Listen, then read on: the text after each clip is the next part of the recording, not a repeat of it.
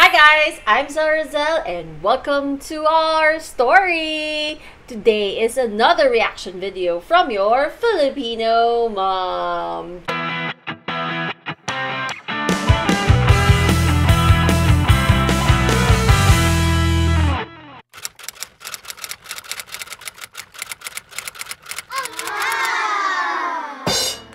If you are new here, hi! I'm ZelRazel, your Filipino mom doing reaction videos online, and I also do live stream every 9:30 p.m. Pinas Time. If you see this thumbnail, ako na yan. Live na ako and ready to chat with you. Yes!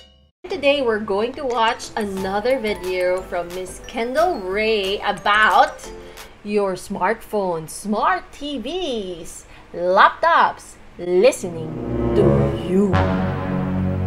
Dun, dun, dun, dun. Alright, so if you're ready, I'm ready! Let's do this. Let's do this. Woohoo!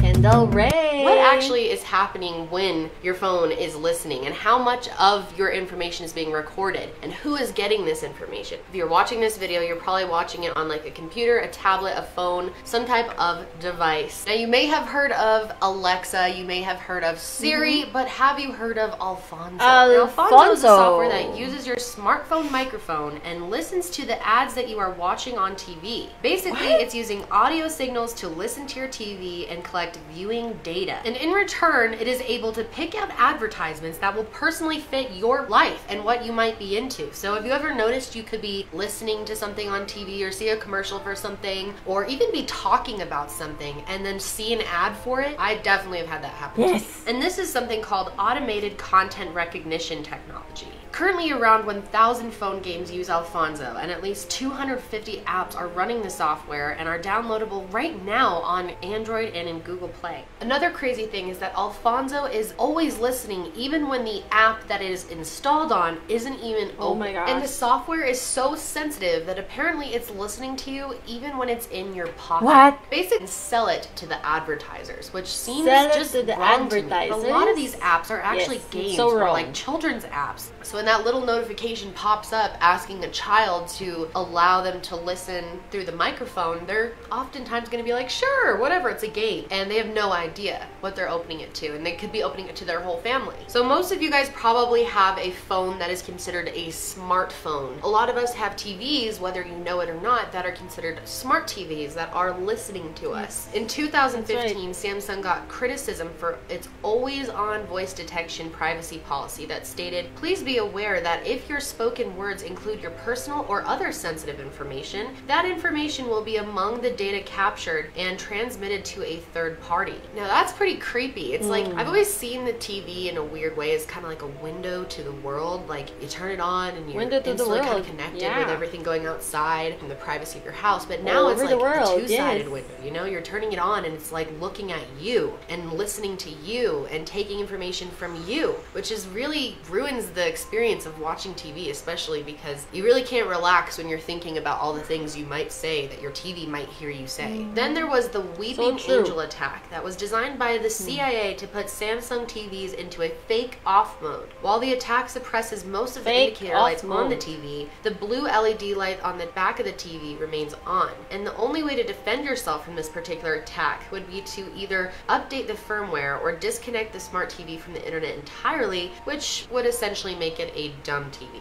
Samsung can also track your viewing habits and send that data to advertisers for targeting marketing purposes. However, you can disable this through a setting on your TV. You just have to do a quick Google search. And other major brands such as Vizio and LG have actually gotten in trouble for listening to customers' information but without doing it in the proper way. And not only that, they took that private information and sent it through unsecure servers. Now that can be actually turned off, but a lot of people don't know that because it's turned on on by default. So when you get a new device, make sure to read the privacy policy so that you know whether or not the device is going to be listening and sending your information to a third-party source. So another popular device that many of us have these days is a computer or a laptop, and oftentimes they have a little camera built into the screen. Now, what a lot of people don't know is that nowadays hackers can actually hack into your webcam, and there's tons of things that you can get to like cover it up. You can just take a sticky note and cover your camera to protect yourself, but it is really creepy when you think about it that someone could be accessing your webcam.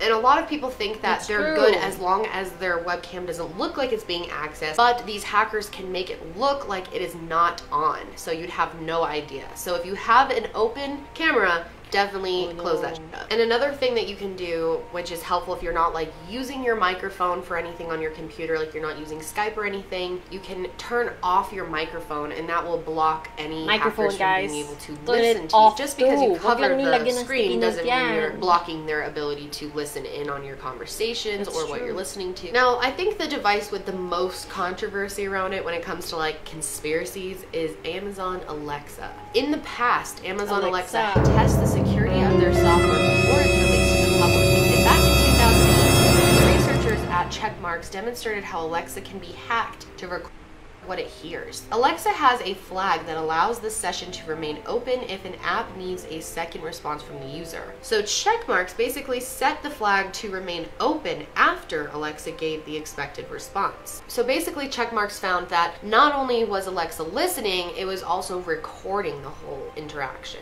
And so they let Amazon know just how easy it was for them to hack the system and allow Alexa to start recording conversations, and how easy it would be for a hacker to do the same thing. Because of this, we don't have any Alexa stuff in our house. So many of you are probably asking, how is it legal for these companies to be taking my information without my permission, spying on me, and then selling it? Well, basically, you know how when you get onto a new website, you make a new account, or you start a new app and make an account on that, something will come up like terms of conditions or privacy policy. Now, most of us don't have the time or the patience to read through all of that, so we just skip it and say that we've read it, click, agree, and move on so we can get into the account. Well, that is where they are explaining what they are doing with your information. It's just worded really funny. They make it as complicated as possible so that it goes right over your head. So I'm sure a lot of you are wondering what you can do about this, and sadly the answer is not much. This is part of living in the modern world. If you want to have these devices in your house, you kind of have to deal with this lack of security and privacy, which kind of sucks. The best thing that you can do is try to read those privacy policies, be aware of who can listen and access on your device. Make sure that apps that are asking to use like your camera or your mic have legitimate reasons for doing so. Also check your settings on anything that you have and see if there's any way to stop it from listening into what you're saying or sending your personal data to third parties. So at the end of the day, it's a little freaky because there's really not much we can do about it other than trying to be more aware of our devices. In reality, technology is only going to get better and better, and our privacy is going to get harder and harder to protect. So even though this stuff is scary, it's really important to be aware of what your devices are doing when you're bringing them in your house. The more you know, the better off you are.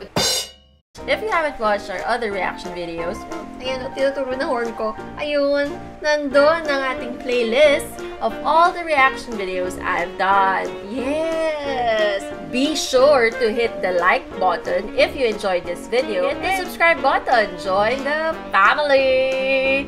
ZelRazel family! What do you think about that? Like, your gadgets, your smart TVs, your laptops, your phones are listening to you. Actually, it's really, really creepy, no? Like, if you're just thinking out loud what you want to search on Google, or it happened to me, like, I'm just thinking out loud, I want to search for reaction videos, and then magpa-pop up yung mga reaction videos. Alphonso on the works. It's part of our technology right now. So what can we do, diba? What do you think, guys? Comment down below. For me, I think we'll just be cautious of the stuff that we buy and the policies that we agree to. Let's just how I see it right now. It's just you have to be cautious for your privacy. That's how I see it. Like and share, like and share. I'll see you guys on our next reaction videos. Bye! Bye!